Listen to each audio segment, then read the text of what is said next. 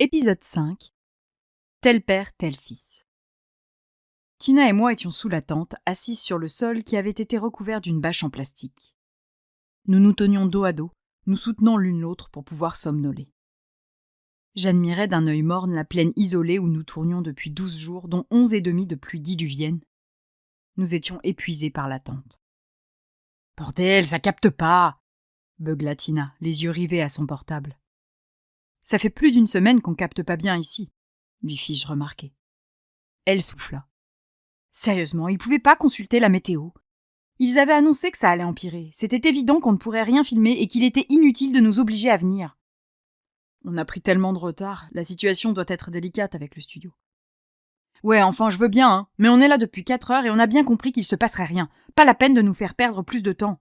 Et puis, à force de nous faire poireauter sous la flotte, on va finir par tous tomber malades.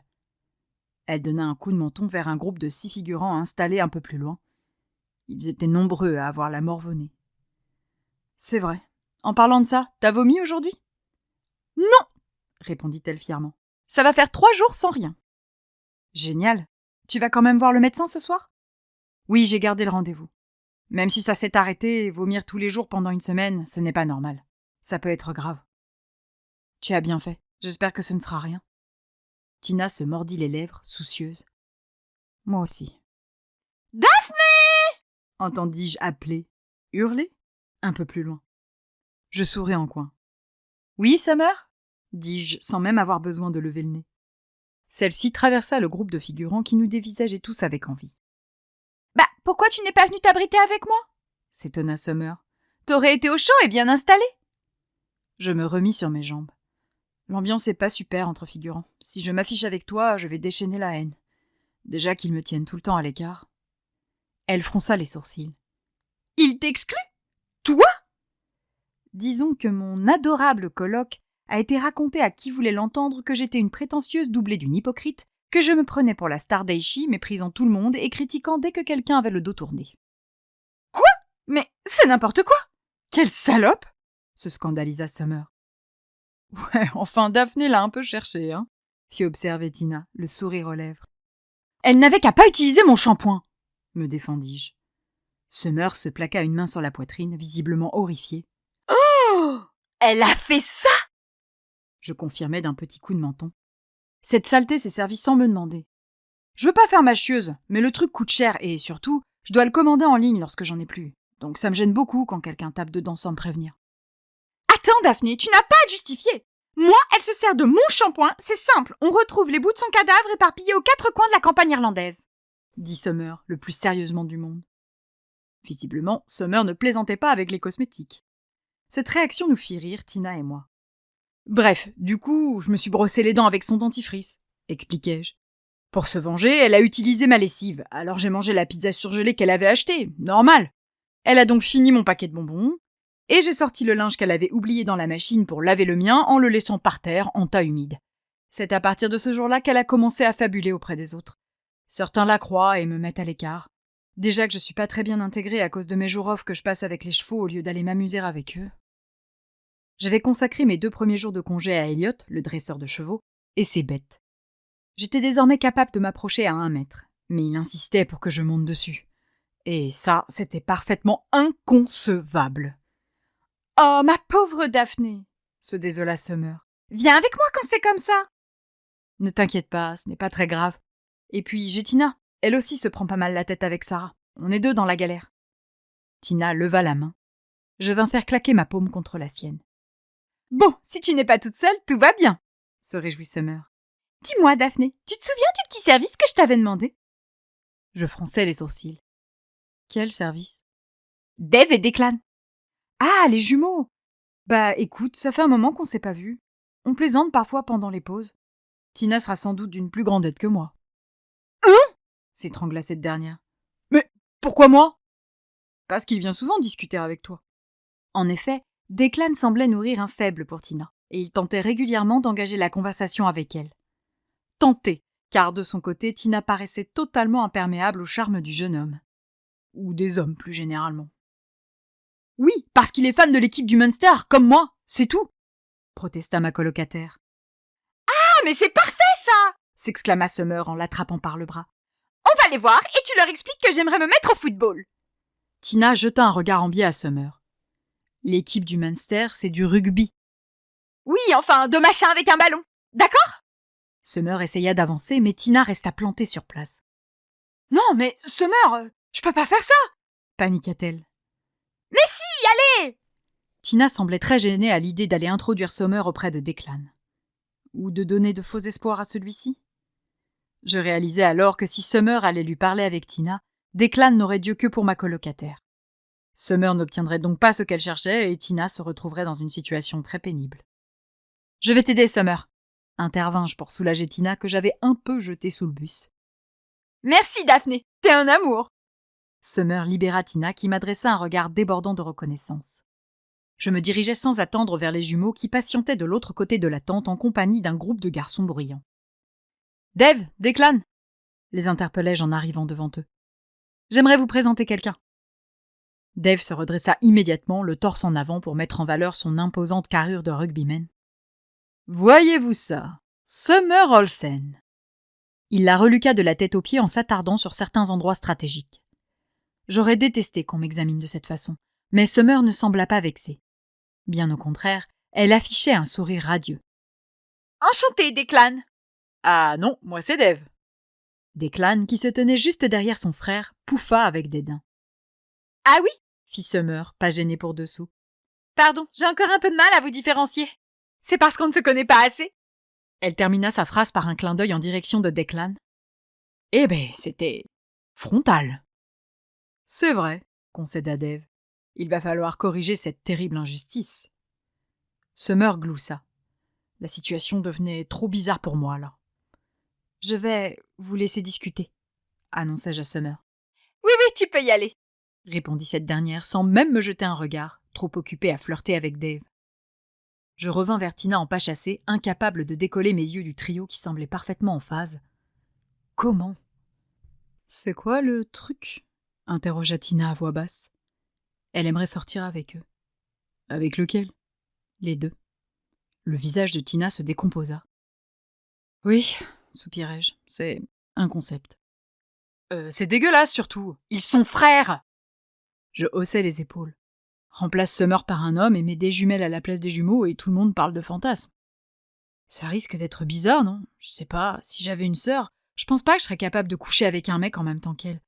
Faut pas qu'un frère dérape sur l'autre, que chacun reste à une extrémité de la fille pour éviter de se toucher les... Ah, mais tais-toi ! L'interrompis-je en plissant les yeux. Je veux pas de détails ! Je suis en train de les imaginer tous les trois, là. Tina se plaqua la main sur les lèvres pour contenir son fou rire. J'essayais de garder mon sérieux, par respect pour Summer et ses choix, mais je devais bien admettre que la situation était un peu farfelue. Au moins, elle sera satisfaite, observai-je. Tina essuyait les larmes qui coulaient sur ses joues tant elle n'en pouvait plus. En connaissant les mecs, c'est même pas sûr. Bonjour les filles, je ne vous dérange pas ? Nous interrompit une belle voix grave dans notre dos. Nous ne l'avions pas vu arriver, trop occupés à plaisanter sur le trouble de Summer. Oh, Owen ! Me réjouis-je. Ça va ? Ça va, oui. Qu'est-ce qui vous fait autant rire ? Demanda-t-il, amusé par notre hilarité. Tina et moi nous arrangeâmes pour éviter que nos regards se croisent. Nous n'aurions pas résisté. Impossible. Rien, juste des bêtises, expliquait Jao. Alors, toi, quoi de neuf ? Oh, observait Tina qui gloussait derrière sa main. Eh bien, tu veux venir avec moi boire un thé avec Brian Reed ? Mon envie de rire disparut complètement. Rencontrer Brian Reed ? La légende ? Oh, oui, pourquoi pas ? Quand ça ? Aujourd'hui, 16h au Gattonero, un petit café salon de thé italien situé en bord de mer. Mais on n'est pas censé tourner ? M'inquiétai-je. Oh fronça les sourcils dans l'incompréhension. Ils ont annulé, ils l'ont annoncé il y a déjà 20 bonnes minutes. Personne n'est venu vous prévenir ? Je soupirai en échangeant un regard avec Tina qui semblait tout aussi blasée que moi. Cette année, on sentait bien que les figurants étaient tout en bas de l'échelle. On ne nous a pas avertis. Mais c'est Reed qui m'invite ou c'est toi ? Brian m'a proposé d'aller le retrouver et il m'a dit que je pouvais amener un ami avec moi. Tina et moi nous raidîmes en même temps, deux piqués sous une tente. Quoi ? Fit O, interpellé par notre réaction. Il y a des rumeurs qui circulent sur Brian Reed, lui confia Tina. O ne semblait pas au fait de ces dernières. Des rumeurs ? Quelles rumeurs ? demanda-t-il perplexe. Comme quoi il aimerait les jeunes, voire les très jeunes. Je t'aime beaucoup, Oh, lui assurai-je. Mais j'ai pas trop envie de partager ce genre d'intimité avec toi. Sans doute influencé par Summer et ses jumeaux, je me retrouvais à imaginer Reed, Owen et moi dans un lit. Oui, non, je voulais arrêter de penser à ça. Tout de suite! Owen rit discrètement. Il y a Maldon, là. Comment ça? Il afficha ce sourire en coin typique de Madgen, méchant d'Aishi, teinté d'espièglerie et d'un soupçon de condescendance. Je ne l'intéresse pas, et rassure-toi, toi non plus, tu ne l'intéresseras pas. En tout cas, pas du tout comme tu l'imagines. Ah oui? Répondis-je méfiante. Oui. Alors, 16 heures, partante ou pas? Je sollicitai l'avis de Tina dans un regard. Fonce, Daphné. Reed, c'est un immense acteur, c'est une chance en or d'échanger avec lui. Je revins vers O. Tina peut venir avec nous? Oh, Non, Daphné, laisse tomber, j'ai rendez-vous chez le médecin, me rappela-t-elle. Ah oui, c'est vrai, réalisai-je. Bon, d'accord, 16 heures au Gatonero. Parfait, on se retrouve tout à l'heure alors. Il se tourna d'un quart. Tina, courage pour ton rendez-vous. J'espère qu'il n'y a rien de grave. Oh non, ne t'en fais pas, c'est une petite vérification de routine, le rassura-t-elle. Mais merci. Owen s'éloigna. Il n'avait même pas encore quitté la tente que ça cactait déjà dans mon dos. Non mais quelle pute celle-là! Ensworth c'est maintenant Brennan. Il les lui faut vraiment tous. Je levai les yeux au ciel en entendant leur gloussement caractéristique. On rentre? Proposai-je à Tina, pressée d'échapper au persiflage. On peut pas, il faut qu'ils annoncent officiellement que c'est terminé.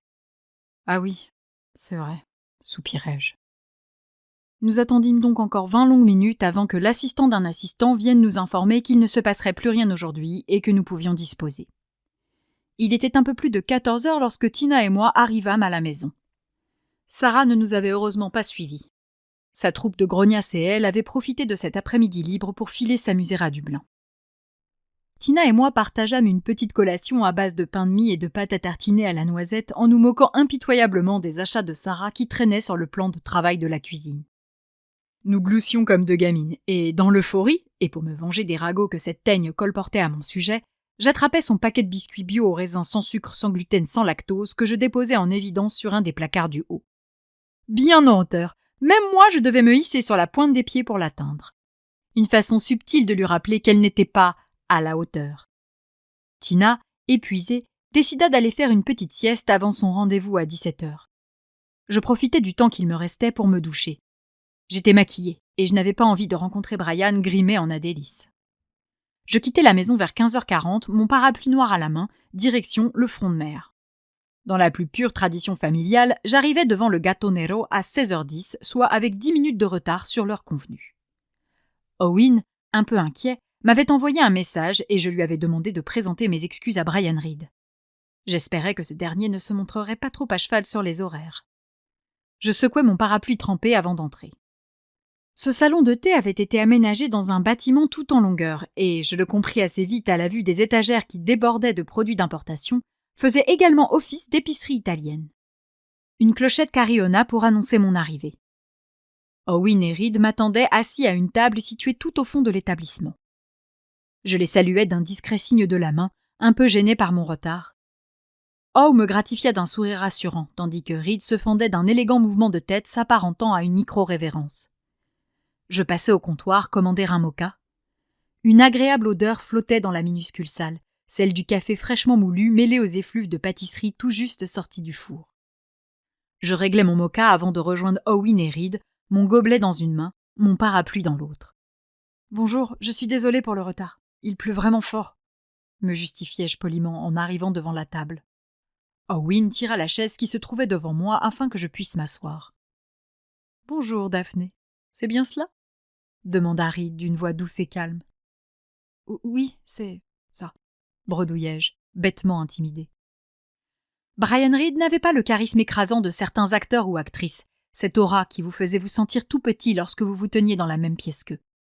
Il possédait en revanche autre chose d'important chez les grands artistes du métier, la distinction. Vêtu d'un costume gris très simple, mais à la coupe parfaite, sa barbe grise était parfaitement taillée et ses cheveux courts, impeccablement placés, l'arraient sur le côté. Ses yeux noisettes trahissaient de l'intelligence et une forme d'espièglerie.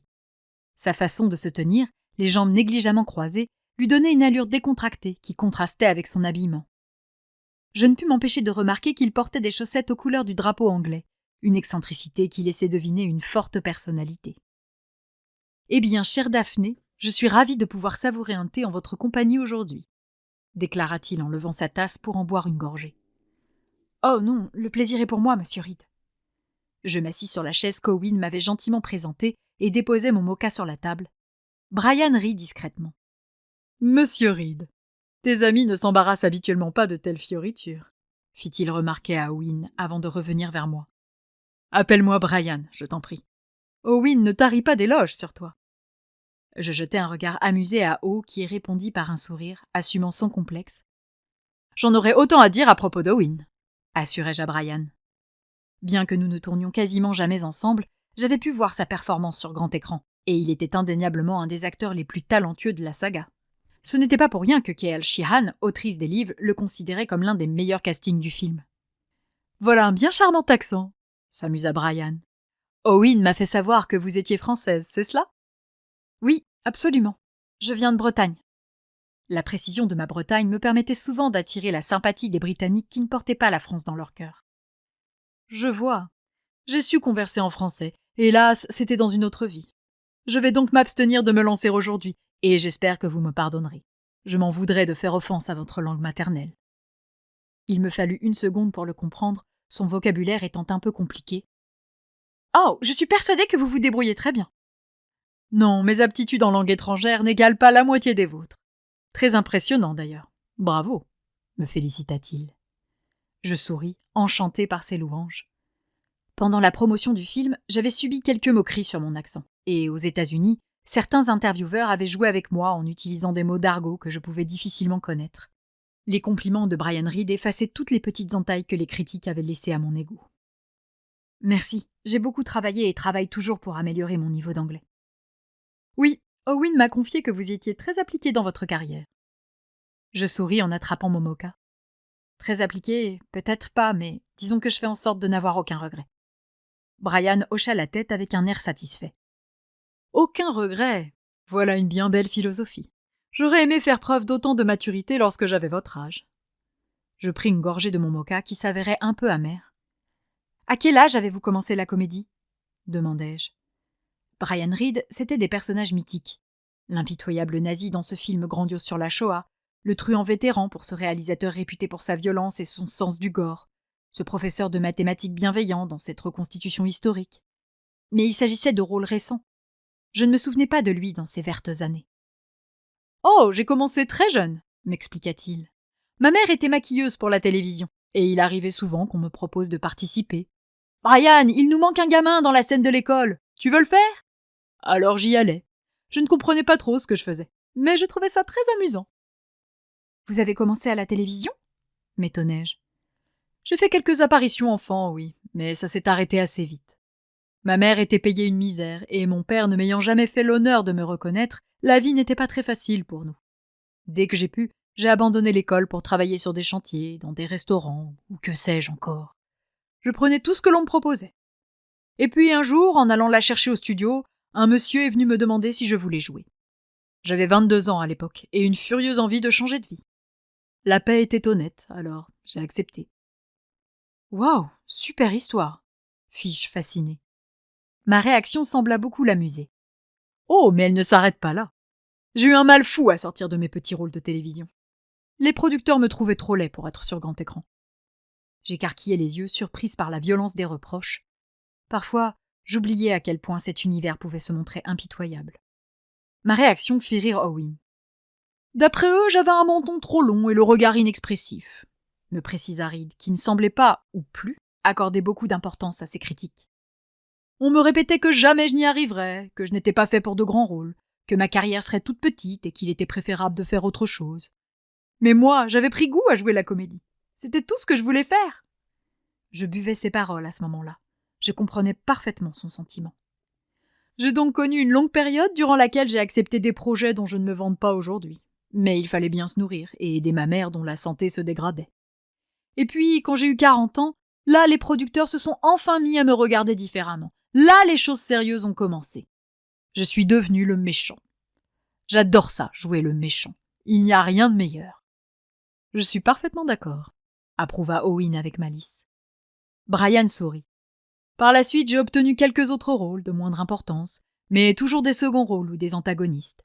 Personne n'osait me laisser porter un film sur mes épaules. Alors je me suis tourné vers le théâtre, un monde un peu plus ouvert. C'est merveilleux de jouer sur scène. L'interaction avec le public y est prodigieuse. Je ne saurais que trop vous conseiller de lui donner sa chance. Il marqua une pause pour siroter une gorgée de son thé. Je ne le quittais pas des yeux. Le geste était gracieux, l'attitude parfaitement maîtrisée, le verbe élégant. Un sacré monsieur. Et puis, reprit-il après avoir reposé sa tasse, il y a eu cette adaptation de la vie de Churchill par la BBC. J'y incarnais Randolph, le père de Winston. Et c'est à cette occasion que j'ai croisé Elizabeth. Brian et Owen échangèrent un drôle de regard. Oui, maman m'a raconté, confirma ce dernier. Je compris tout à coup le lien entre Reed et Owen. Il avait bien connu sa mère. Très bien connu même, à en juger par la complicité entre les deux hommes. Ensuite, ça s'est un peu affolé. Les États-Unis, les Oscars 2 années de suite, l'anoblissement. Un peu de lassitude également, le désir de jouer autre chose, la recherche de nouvelles sensations. Et là, on ose me proposer le rôle de Jacob Turner dans Heishi, un personnage meurtri, emprisonné des années pour un meurtre qu'il n'a pas commis, qui chérit son neveu et sa nièce comme ses propres enfants. Tout ça dans un monde fantastique. Un rôle de gentil déguisé en méchant qui correspondait exactement à mes envies du moment. Quelque chose que je n'avais jamais fait. Enfin. Ils n'ont pas eu besoin d'insister. J'ai dit oui tout de suite. Il jeta un œil à la jolie montre à cadran doré qu'il portait au poignet. Mais je divague, je digresse. Quel impoli que voilà. Parlez-moi plutôt de vous et de vos projets. Bon, je sais qu'Owen a été retenu pour le 2e tour des auditions de Memory of the Graveyard, mais toi, Daphné, raconte-moi un peu ton parcours, ta vie, tes aspirations pour le futur. Je questionnais Owen du regard qui me confirma d'un discret hochement de tête que Brian disait vrai. J'ignorais qu'il avait des projets en dehors du chi. Et puis, je réalisais soudain qu'il avait fait sauter la clause d'exclusivité de son contrat. Cette nouvelle me donna de l'espoir. Si l'interprète de Madgen, un personnage bien plus important qu'Adélis, était parvenu à se libérer, aucune raison que je n'y parvienne pas. Eh bien, je n'ai aucun projet à part Eishi. Pour l'instant. Ah oui? Avais-tu fait d'autres choses avant? Interrogea Brian. Je secouai vivement la tête. Oh, je vois. Tu es donc une actrice toute neuve. Exact. Et pour être tout à fait honnête, je suis un peu arrivée là par hasard. De très belles carrières ont débuté sur un malentendu, me fit-il remarquer. Oui, d'ailleurs, j'ai décidé de ne me concentrer que sur celle-ci. C'est la seule chose qui m'intéresse, ajoutai-je avec amertume. Je repris mon moka. Oh me considéra d'un œil suspicieux. Ah oui? Il ne semblait pas vraiment me croire, mais je confirmai d'un bon et franc mouvement de menton derrière mon gobelet. Reed rit.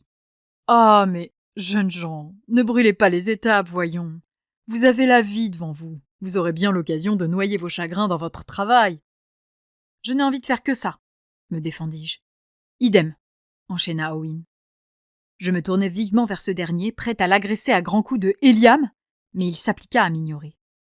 Brian sourit derrière sa tasse de thé. Vous êtes beaucoup trop sérieux. Prenez le temps de vivre et de découvrir.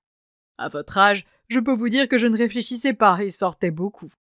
J'ai fait quelques bêtises, mais j'ai tant appris. Humainement, ça a été indubitablement la plus belle et la plus enrichissante période de ma vie.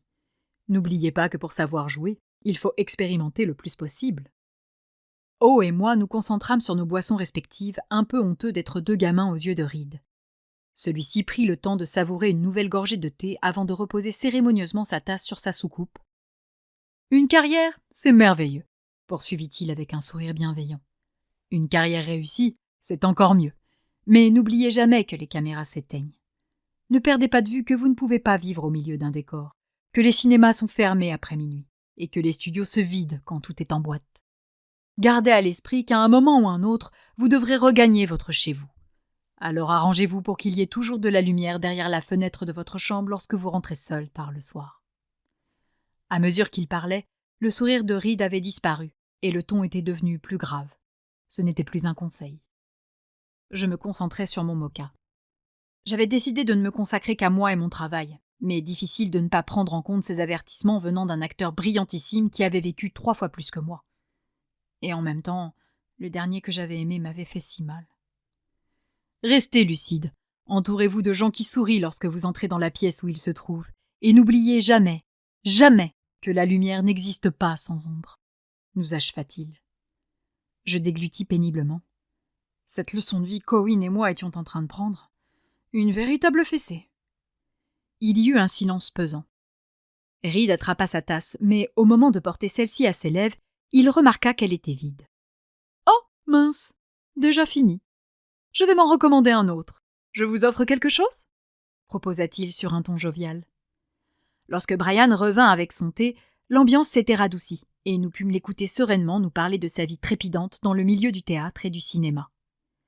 Il était drôle et débordant d'humilité, n'hésitant pas à se moquer du jeune acteur écervelé qu'il était à ses débuts, mais également du vieil homme sceptique face aux nouvelles technologies qu'il était devenu.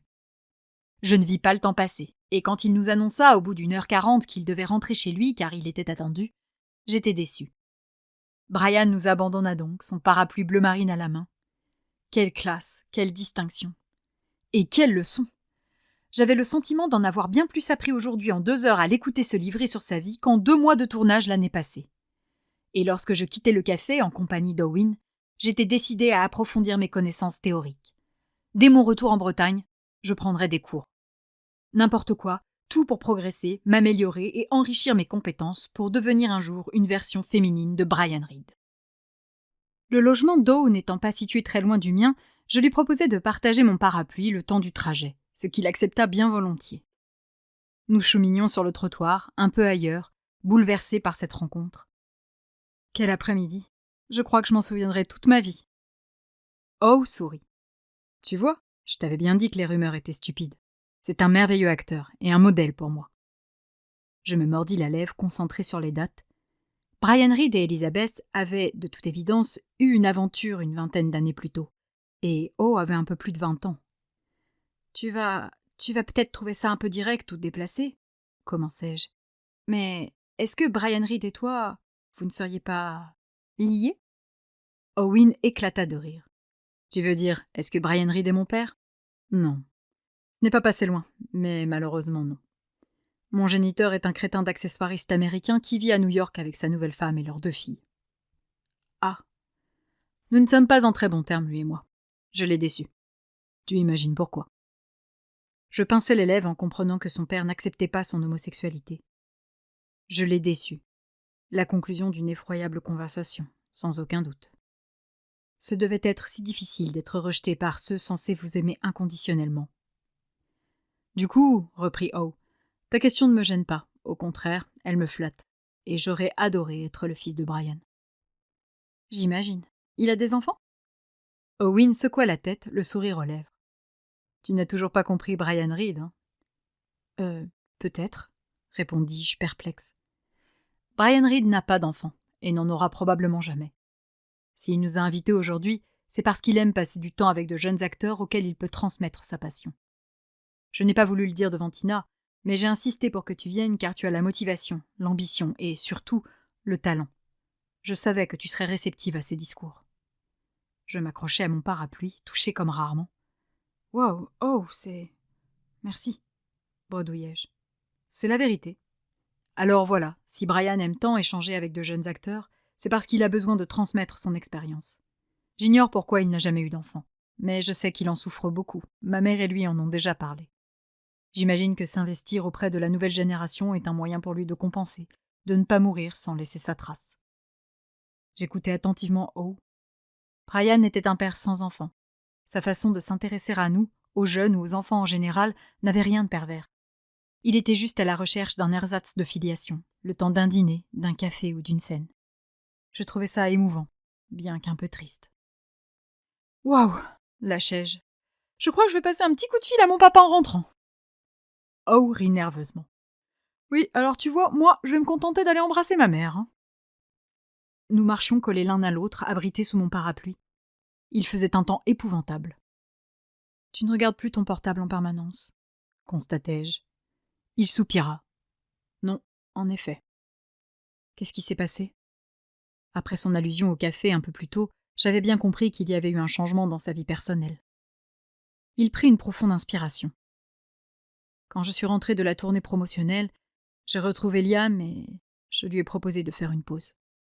Oh me désespérai-je. Je lui avais pourtant conseillé de ne pas prendre de décision hâtive. Je voulais juste m'éloigner pour faire le point, se défendit-il. Réfléchir à notre avenir et à la meilleure façon d'avancer. Mais il s'est vexé. Il m'a dit que si j'avais besoin d'une pause, c'était que je doutais, et que si je doutais, ce n'était pas la peine d'insister. Il a fait ses valises et a quitté l'appartement. Tu as essayé de le retenir au moins? Il sourit tristement. Non. Nous continuâmes à marcher un instant, chacun à nos pensées. Je ne savais pas trop quoi dire. Owen avait tort, j'en avais la conviction. Mais je connaissais trop peu son histoire pour pouvoir l'affirmer à voix haute. Toi non plus, tu ne consultes plus ton portable, observa-t-il soudain. Je me renfrognai. Non, mais aucun rapport avec ce qui s'est passé entre Liam et toi. Moi, c'est parce que c'est un gros abruti. Il pouffa. Je t'ai quitté pleine d'amour, je te retrouve pleine de haine. Je lui jetai un regard mauvais, un peu agacé de le voir prendre les choses avec tant de légèreté. Il m'a menti, je le déteste. Ah oui? Explique-moi ça. Je soupirai. Je n'avais pas trop envie d'en parler. Mais en même temps, je voulais que O comprenne qu'il ne s'agissait pas d'un caprice de gamine, que ce qu'avait fait Wen était grave et qu'il méritait mon désamour. J'ai cru qu'il était différent, je me suis trompée. C'est tout, résumai-je. C'est-à-dire? Il m'a menti, m'écriai-je. Oui, ça tu l'as déjà dit. Je baissai les épaules. Je me sentais un peu bête. Pendant la pause post-promo, on a pu se retrouver pour discuter en tête-à-tête. Et une chose en entraînant une autre... Je m'arrêtai là, luttant pour ne pas faire remonter le souvenir de notre premier baiser. Malgré tous mes efforts pour oublier, les sensations de ce jour étaient intactes. « Vous avez couché ensemble ?» supposa Owen. « Quoi? Ah non, non, non! On s'est juste embrassé, avouai-je, un peu gêné. C'est tout? Pourquoi tout ce drame alors? Le drame, c'est air suffisant. J'avais l'impression qu'il ne prenait pas mon histoire au sérieux. Le drame, c'est que le soir même, après m'avoir dit qu'il me voulait moi, après avoir partagé des tas de baisers plus beaux les uns que les autres, après m'avoir fait miroiter un avenir en me donnant rendez-vous le lendemain, il m'a envoyé un message pour m'expliquer que tout ça n'était qu'une effroyable erreur. Une effroyable erreur, oh!